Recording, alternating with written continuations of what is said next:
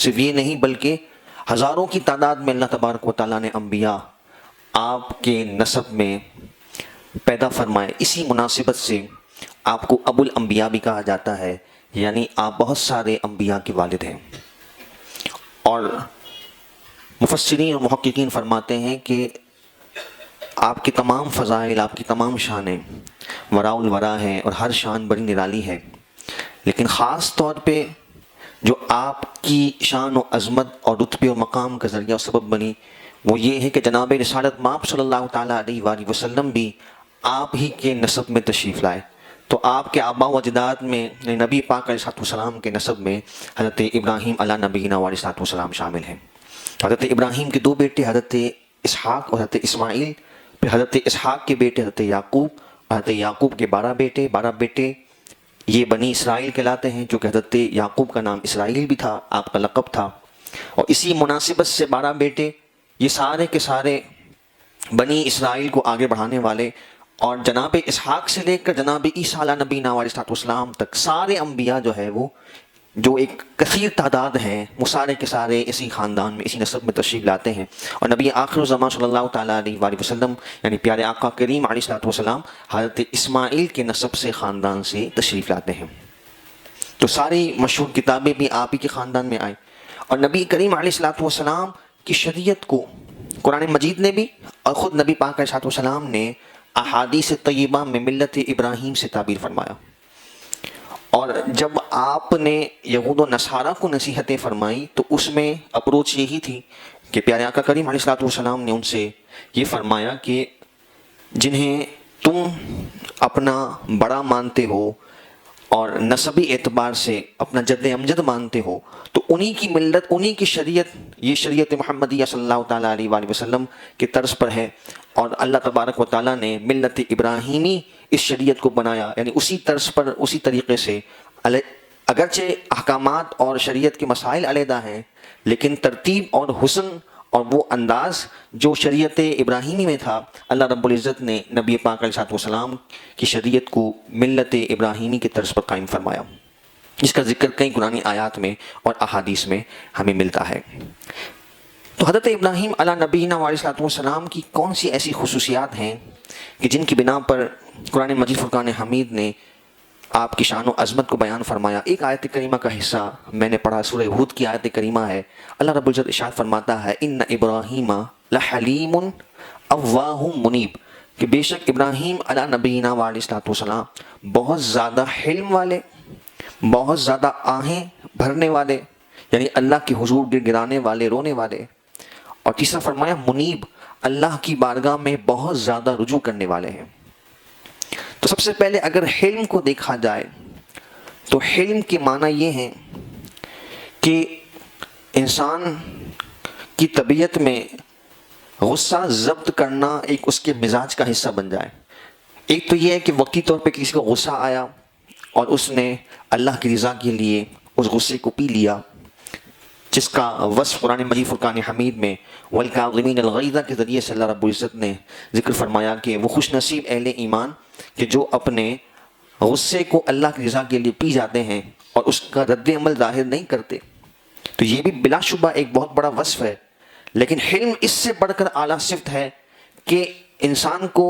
اس چیز کو اڈاپٹ نہ کرنا پڑے کہ کبھی غصہ آیا، کبھی اظہار کر دیا، کبھی اس غصے کو پی گیا. حلم یہ ہے کہ انسان اللہ تبارک و تعالیٰ کی رضا کے لیے غصہ پینا کو ایسا اپنی عادت کا حصہ بنا لے کہ اب وہ اس کی فطرت ثانیہ بن چکی ہے، یعنی اسے اس کے لیے تکلف کرنے کی، محنت کرنے کی ضرورت نہیں ہے، بلکہ اس کے مزاج اور طبیعت کا حصہ وہ بن چکا ہے کہ وہ اللہ رب العالمین کے رضا کے لیے اس کے حکم کے مطابق اپنے غصے کا اظہار جو ہے وہ نہیں کرتا، تدبر سے، حلم سے کام لیتا ہے. یہاں میں ایک وضاحت ضروری سمجھتا ہوں کہ جہاں غصے کی مذمت ہمیں قرآن و حدیث میں ملتی ہے وہی غصہ ہے کہ جو ناجائز ہو، جس کا اظہار منع ہو اور جس سے فتنے، انتشار اور نقصان کا اندیشہ ہو. لیکن بعض جگہوں پر غصہ جو ہے وہ ضروری بھی ہوتا ہے، جیسا کہ نبی کریم علیہ السلام کی شخصیت، آپ رحمت للعالمین ہیں، اور آپ نے بجائے اس کے، باوجود اس کے کہ نبی پاک علیہ السلام انتہائی حلم کے حامل ہیں، لیکن بہت سارے مقامات پر نبی پاک علیہ السلام نے اپنے جلال کا اظہار بھی فرمایا، ناراضگی کا اظہار بھی فرمایا۔ تو یہ نہیں ہے کہ غصہ جہاں کرنا ہو وہاں بھی نہ کیا جائے۔ غصہ جس کی مذمت قرآن و حدیث میں ہمیں ملتی ہے وہ ہے کہ جب انسان اپنی انانیت کے لیے، اپنی انا کی تسکین کے لیے، یا کسی ناجائز معاملے پر اس کے ناجائز رد عمل کو وہ ظاہر کرے تو وہ اللہ تبارک و تعالیٰ کی ناراضگی کا سبب ہے۔ اور اکثر غصے میں جیسا کہ ہم مشاہدہ کرتے ہیں کہ جذبات میں بہت سارے ایسے فیصلے، بہت سارے ایسے اقدامات انسان کر جاتا ہے کہ جس پر بعد میں خود وہ ندامت اور پشیمانی کا شکار ہوتا ہے۔ تو حضرت سیدنا امام غزالی رحمۃ اللہ تعالیٰ علیہ نے بھی اسی بات کو سمجھایا کہ ایک غصہ پینا یہ ایک صفت ہے،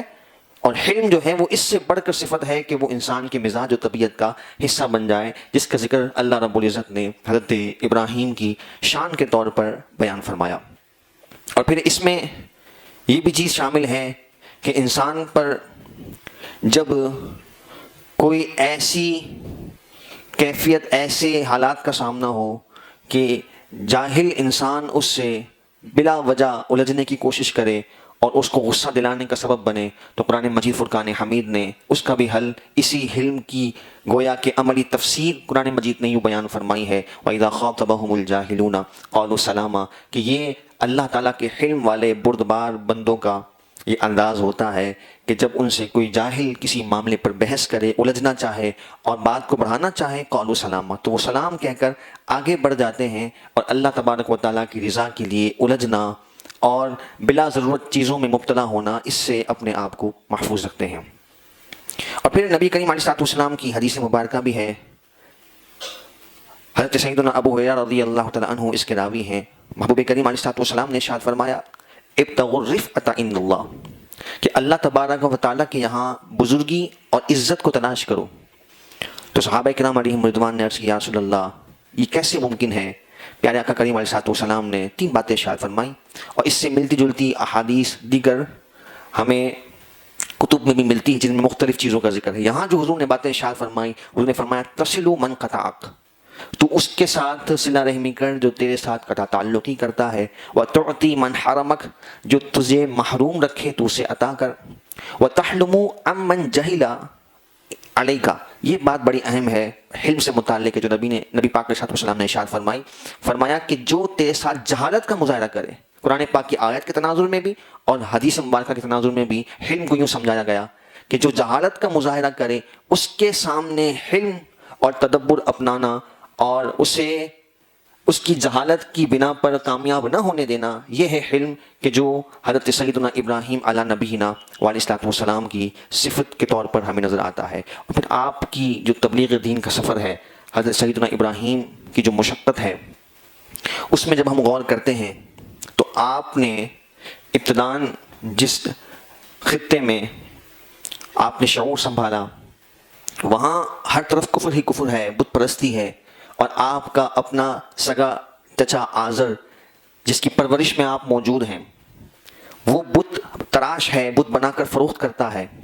اور آپ اسی کے ذریعے سے تبلیغ دین کا آغاز فرماتے ہیں۔ اور قرآن مجید فرقان حمید میں پورا تفصیلاً یہ مکالمہ بھی اللہ رب العزت نے سورہ مریم میں ارشاد فرمایا، اور بھی مقامات پر۔ وقت مختصر ہے، بات کو آگے بڑھاتے ہوئے ہم صرف اس بات کو سمجھیں کہ ایسے ماحول میں آپ نے وہ ساری حلم و تدبر کی عملی مثال قائم فرمائی کہ کفر کے درمیان موجود رہ کر، بت پرستوں، بت شکن اور بت فروشوں کے درمیان رہ کر آپ تبلیغ دین کا آغاز فرماتے ہیں، اور سب سے پہلے اپنے چچا آزر کو آپ نے قائل کرنے کی کوشش کی۔ بڑا میٹھا اور تدبر والا انداز ہے جو قرآن مجید فرقان حمید نے بیان بھی فرمایا، اور آگے سے پھر بڑے سخت آپ کو رد عمل کا سامنا بھی ہوا، لیکن یہی آپ کا حلم و تدبر تھا جس کی قرآن تعریف کر رہا ہے کہ جس کی بنا پر آپ استقامت کا پہاڑ بنے سامنے کھڑے رہے۔ یہاں میں یہ بھی عرض کروں کہ اس حلم و تدبر کے انداز کو اپنانے میں قرآن مجید فرقان حمید نے جو اسلوب بیان کیا، 4 مرتبہ آپ نے اپنے چچا کو اپنے والد کا لقب دے کر یاد کیا۔ اسی بنا پر بعض لوگوں کو مغالطہ ہوا اور انہوں نے یہ کہہ دیا کہ آزر جو ہے وہ حضرت ابراہیم کا والد تھا، حالانکہ ایسا نہیں ہے۔ مورخین و محققین نے اس بات کو بیان فرمایا ہے کہ حضرت ابراہیم کے والد جو ہے وہ تارخ ہے اور وہ صاحب ایمان تھے اور ان کا انتقال جو ہے وہ بہت جلد ہو چکا تھا. پھر آپ کی پرورش کا ذمہ آپ کے چاچا آذر نے لیا جو کہ کافر اور بت پرست تھا, اور پھر اس کو آپ نے نصیحت فرمائی, وہ ایمان نہ لایا, اور پھر آپ نے جب اس کے لیے مغفرت کی دعا کرنا چاہی تو آپ کو منع فرما دیا گیا کہ یہ ایمان نہیں لائے گا. آپ نے اس کے لیے ایمان کی دعا اور مغفرت کی دعا بھی اللہ کے حکم کے مطابق ترک فرما دی. تو یہ سارا جو حوال قرآن نے بیان کیا یہ آپ کے چچا سے متعلق ہے. اور عربی کے محاورے میں یہ ہمیں اکثر ملتا ہے کہ چاچا کے لیے بھی والد کا لفظ جو ہے وہ بولا جاتا ہے, بلکہ ہماری اردو میں بھی تایا ابو کہا جاتا ہے کہ وہ جو کہ والد سے بڑا ہے تو اس کو والد کے درجے پر رکھ کر ہمارے عرف میں بھی ہم اس کو مقام و مرتبہ دیتے ہیں. تو یہ عربی کا بھی اس طرح کا عرف ہے, تو اس وجہ سے بعض لوگوں کو مغالطہ ہوا. لیکن حقیقت حال یہ ہے کہ آپ کے والد تارخ جو ہے وہ صاحب ایمان تھے, اور یہ اس لیے بھی ضروری ہے, بڑی اہم اس میں حکمت اور وجہ ہے کہ نبی پاک علیہ الصلوۃ والسلام کا, جیسا کہ میں نے عرض کیا کہ نسب حضرت جناب ابراہیم علی نبینا علیہ الصلوۃ والسلام سے جا کر ملتا ہے. تو آپ کے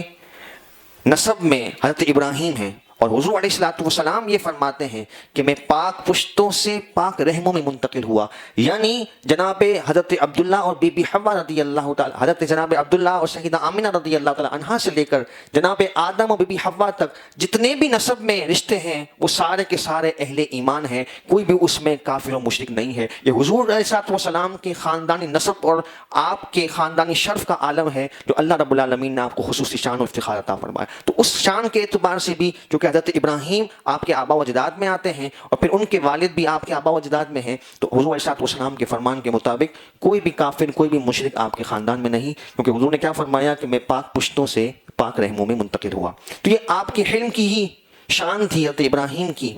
کہ آپ اتنے سخت رد عمل کے باوجود بھی آپ جو ہے وہاں قائم رہے. اور پھر آپ نے جو آپ کی نوجوانی کا واقعہ قرآن پاک نے بیان کیا کہ آپ نے جو ہے وہ کس طرح سے ان کی بتوں کو توڑا جب وہ میلے میں جاتے ہیں, اور جب واپس آتے ہیں تو حضرت ابراہیم علیہ الصلوۃ والسلام کا تدبر, آپ کا حلم دیکھیے. اتنی بڑی قوم ہے, بڑے بڑے بوڑھے, پوری قوم کے سردار موجود ہیں, سب موجود ہیں, اور جب آپ ان کی بتوں کو توڑ کر بڑے بت کے گلے میں کلہاڑا لٹکا دیتے ہیں اور سارے جب آتے ہیں اور کہتے ہیں کہ یہ ہمارے بتوں کا حشر کس نے کیا ہے, تو کسی نے کہا کہ ابراہیم یہاں رکے ہوئے تھے, ان سے پوچھا جائے. تو حضرت ابراہیم نے قرآن پاک اس پورے مکالمے کو کوٹ کرتا ہے, آپ نے فرمایا بل فعلہ کبیرہم, آپ نے فرمایا کہ جو ان میں جو سب سے بڑا بت ہے جس کے گلے میں کلہاڑا لٹکا ہوا ہے اس نے ایسا کیا. یہ آپ نے ان پر تعریض فرمائی, ان کو طنز فرمایا کہ جس کو تم اپنا معبود سمجھ رہے ہو, جس کو تم سارے کاموں میں مؤثر حقیقی سمجھ کر, مدبر حقیقی سمجھ کر, اس کو تم خدا سمجھ کر اس کی عبادت کر رہے ہو, اس کی حیثیت اور حقیقت یہ ہے کہ اس کو توڑ پھوڑ کر ٹکڑے ٹکڑے بھی کر دیا گیا اور وہ اپنی حفاظت نہ کر سکا. تو اس بات کو آپ نے ان پر بطور الزام کے اور دلیل کے آپ نے قائم فرمایا جا کے اس سے پوچھ لو, وہ بتا دے گا کہ کس نے ہمارے ساتھیوں کو توڑا ہے. تو یہ ایک آپ کا استدلال کا انداز تھا جو قرآن مجید فرقان حمید نے بیان فرمایا. اور پھر آپ یہ بھی دیکھیں کہ حضرت سیدنا ابراہیم علی نبینا علیہ الصلوۃ والسلام, آپ کا جو دوسرا وصف قرآن مجید فرقان حمید نے ذکر کیا کہ آپ آہوزاری فرمانے والے. آہوزاری کے معنی یہ ہے کہ اللہ کے حضور گر گرانا, اللہ رب العالمین کا خوف آپ کے دل میں ہونا. یہ اتنا کثرت سے تھا, حالانکہ آپ اللہ کے نبی ہیں, مغفور ہیں, بخشے ہوئے ہیں, لیکن اس کے باوجود بھی آپ کا انداز یہ تھا کہ روایات میں یہ ملتا ہے کہ جب آپ آہوزاری فرماتے, اللہ کے خوف سے روتے, تو آپ کی آواز دور دور تک سنی جاتی تھی. اتنا آپ پر خوف خدا کا اور گریہ کا آپ پر طاری ہونا یہ روایات میں ملتا ہے. اور پھر نبی کریم علیہ الصلوۃ والسلام نے بھی ہمیں یہ ارشاد فرمایا, یعنی اسی تربیت کے تناظر میں جو حضرت ابراہیم کی سیرت ہمیں سکھاتی ہے, حضرت پیارے آقا کریم علیہ الصلوۃ والسلام نے کیا ارشاد فرمایا, واللہ لو تعلمون ما اعلم, کہ خدا کی قسم جو میں جانتا ہوں, حضور فرماتے ہیں اگر وہ تم بھی جان لو, لضحکتم قلیلا ولا بکیتم کثیرا, حضور نے فرمایا کہ تم پھر کثرت سے رونا شروع کر دو اور بہت کم تم ہنسا کرو گے. جو باتیں میں جانتا ہوں وہ تم جان لو. اور حضور نے فرمایا ولا خرجتم الی الصعداد تجأرؤون الی اللہ, اور پھر تم میدانوں کی طرف, بیابانوں کی طرف نکل جاؤ گے اور اللہ کی طرف گر گراتے رہو گے. یہ हकीकत है इस दुनिया की कि जिसको अल्लाह ताला के अम्बिया, सालिहीन और मकबूलीन ने समझा और उसी के मुताबिक अल्लाह रब्बुल आलमीन की हुजूर गिरिया गुज़ारी करते हुए अपनी ज़िंदगी को बसर किया। और इस वस्फ़ को अल्लाह तबारक व तआला ने हज़रत इब्राहीम की शान के तौर पर बयान फरमाया कि जो हमारे लिए बाइसे तरगीब और अमल है। और तीसरी बात जो कुरान मजीद फुरकान हमीद ने हज़रत इब्राहीम की ज़िक्र फरमाई कि आप मुनीब हैं। मुनीब के माना है रुजू करने वाला। और इसकी अगर डेफिनेशन के एतबार से तारीफ देखी जाए तो इसके माना ये बनते हैं अर्रुजू मिनल कुल्ली इला मन लहुल कुल, यानी जिसका सब कुछ है, तमाम चीज़ों को छोड़कर उस रब अज़्ज़ व जल की तरफ रुजू कर लेना। और हज़रत इब्राहीम ने अमली तौर पर ये करके दिखाया। और कैसी मोहब्बत अल्लाह तबारक व तआला से आपने की, जिसका जिक्र कुरान मजीद फुरकान हमीद ने सूरह बकरा में किस तरह फरमाया, व इज़ इब्तला इब्राहीम रब्बुहु बिकलिमातिन फअतम्महुन, कि चंद बातों से हज़रत इब्राहीम को उनके रब ने आजमाया और फिर उन्होंने उन बातों को कैसा पूरा करके दिखाया कि अपनी जान की परवाह भी नहीं की, अपने अहले खाना की परवाह भी नहीं की, अपनी औलाद की परवाह भी नहीं की। जैसा जब रब अज़्ज़ व जल ने हुक्म फरमाया, रब अज़्ज़ व जल के हुक्म की तकमील में वो हर दम अपने आप को पेश कर देते। अब ये अय्याम हज हैं, आप अय्याम हज के तनाजुर में इसको देखें या अय्याम कुर्बानी के तनाजुर में इसको देखें तो जैसा कि मैंने आगाज़ में कहा कि हज़रत इब्राहीम अलैहिस्सलातु वस्सलाम की शख्सियत इस तरह से उनका जिक्र खैर बाकी रखा गया कि सिर्फ वो अरकान की अदायगी नहीं है बल्कि वो एक यादगार भी है कि अल्लाह रब्बुल आलमीन के लिए उन्होंने अपने आप को हर वक्त फना करने का कैसा अजीम जज्बा पेश फरमाया और अमली तौर पर अल्लाह तबारक व तआला की रज़ा के लिए सब कुछ पेश करने की उन्होंने मिसाल कायम फरमाई। तो ये मोहब्बत इलाही की कैसी आपकी शान है कि आप ही की खातिर, यानी अल्लाह रब्बुल इज़्ज़त की खातिर हज़रत इब्राहीम को आग में डाला जा रहा है। और वो वाक़यात भी बड़े निराले हैं कि अल्लाह ताला की बारगाह से फ़रिश्ता हाज़िर होता है अल्लाह के इज़्न से और फ़रिश्ता अर्ज़ करता है कि आप इजाज़त फरमाइए तो सारे इन कुफ़ार को हलाको बर्बाद कर दिया जाए और आपको इस आग से महफूज कर दिया जाए। तो हज़रत इब्राहीम क्या फरमाते हैं, आपने फरमाया जिस रब के लिए मुझे इस आग में डाला जा रहा है वो रब मेरे हालात से बाखबर है। ये है तवक्कुल की आला तरीन मिसाल और मोहब्बत में फ़नायत की आला तरीन मिसाल कि अल्लाह की मोहब्बत कैसी आपके दिल में मौजूद है कि आप उस रब अज़्ज़ व जल के लिए आग में छलांग लगाने को तैयार है। तो डॉक्टर इकबाल ने कहा था कि बेखतर आतिशे नमरूद में कूद पड़ा इश्क, कि इश्क की वो जोश आपके अंदर, वो जज्बात मौजूद थे कि वो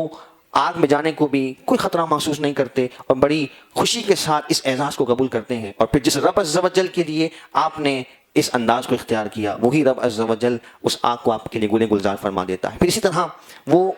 लम्हा कि आपने अपने अहले खाना को मक्के की वादी में छोड़ा। ये तो हम सब जानते हैं कि आपका जो आबाई इलाका है वो फ़लस्तीन है, जो मौजूदा फ़लस्तीन है, बैतुल मक़दस का जो करीबी इलाका है। शाम उस वक्त के एतबार से शाम का खित्ता था, अब जो है वो टुकड़े टुकड़े हो गए और अब फ़लस्तीन एक महदूद इलाका रह गया। तो आप इसी बैतुल मक़दस के कुर्ब में सरज़मीन शाम भी इसको कह लीजिए या फ़लस्तीन कह लीजिए, यही आपका मस्कन था आबाई। और फिर यहाँ से आप जो है वो मक्कतुल मुकर्रमा कैसे आए, मुख्तसरन वाक़या हम अक्सर सुनते रहते हैं कि आपकी ज़ौजा सैयदा हाजरा रज़ी अल्लाह तआला अन्हा और शहज़ादे हज़रत इस्माइल को अल्लाह रब्बुल आलमीन के हुक्म पर आपने यहाँ छोड़ा। वादी गैर ज़ी ज़र, कुरान ने कहा कि ऐसी वादी जहाँ ना कोई खेती है ना पानी, अरब का बयाबान व सहरा है।